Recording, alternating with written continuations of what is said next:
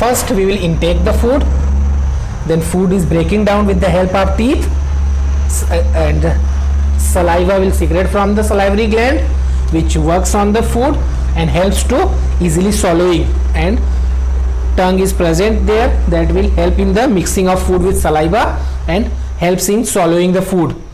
After that amylase, which is the salivary amylase which works on the, आप एक काम करना, जितने भी ये जूसेस हैं इसका क्या काम है एक अलग से आपको मैं टेबल बना के दे दूंगा. ये जूस यहाँ रिलीज होगा इस पे काम करेगा, ये जूस यहाँ रिलीज होगा इस पे काम करेगा, आपके लिए इजी हो जाएगा. ओके बेटा. So amylase will works on the carbohydrates present in the food और उसको ब्रेक करेगा सिंपलर फॉर्म में.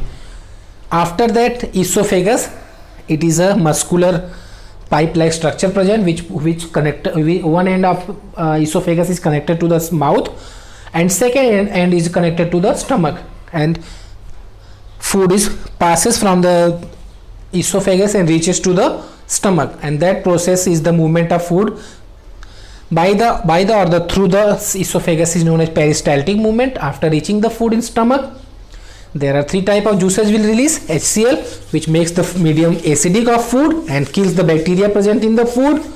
Mucus will protect our inner lining of stomach from the effect of HCl, and pepsin, one enzyme or juice will release that will break the proteins into a simpler form. After that food will pass to the small intestine, जहाँ पे liver से एक juice release होगा जो bile juice रहता है, जो ग्लैडर में स्टोर रहता है, that is the gall bladder. उस ब्लैडर से जूस निकलेगा जाकर के फैट को सिंपलर फॉर्म में कन्वर्ट करेगा. And there are three type of juices enzymes release from the pancreas, that is the pancreatic enzymes. को तीन एंजाइम्स क्या है? First one amylase, that is the pancreatic amylase. वो क्या करेगा?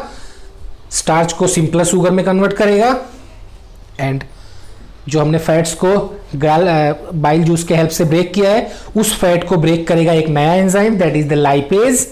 And last one is steapsin, that will break the proteins, simpler proteins into more simpler form. After that intestinal means small intestine will release some juices that will convert fat into the fatty acid, proteins into amino acid and simple sugar into glucose.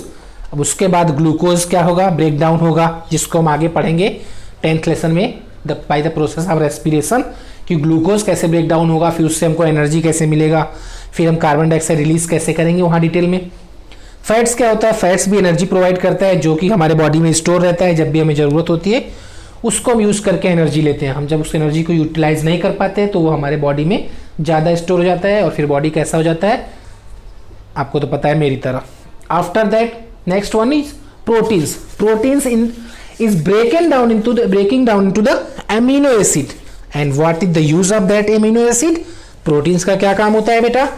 Helps in the repair, अगर कोई injury हुई है उसको repair करेगा, as well as growth. Proteins help करता है growth में. After पूरा डाइजेशन प्रोसेस कंप्लीट हो जाएगा, then small intestine contains thousands of million like structure, thousands finger like structure that is called villi. Villi is increase the surface area for digestion of food. Digesting food को store करने के लिए area increase करेगा. And villi is form a network with blood vessels, and food is absorbed from the small intestine and transport to the all parts of the body. So after digestion, absorption is completed, and then assimilation.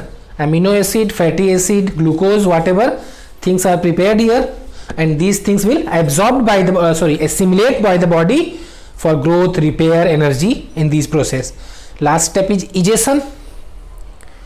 So after that undigested food, salt and water, excess water will transport from the small intestine to the large intestine, where large intestine will absorb the water and salt present in the that undigested food, and rest of solid material will push to the rectum where it is stored. Rectum is just connected to the small intestine, or you can say that lowermost part of the small intestine is known as rectum, where undigested solid material, solid fecal material, solid wastage material will present, and when pressure create in our body, that undigested food is thrown out of the body through the anus, that is called egestion. अब हमारा दो topic हो रहे हैं, क्या है? Digestion इन ruminants, वो उतना लेंदी नहीं है, तो छोटा सा टॉपिक रहेगा बेटा। और डाइजेशन इन अमीबा, ये भी ज़्यादा बड़ा नहीं रहेगा। ये दोनों टॉपिक आपको मैं कल पूरे लेसन के नोट्स के साथ सेंड करूँगा। बिफोर दैट अच्छे से वीडियो देखो और टेक केयर। ओके बेटा, थैंक यू।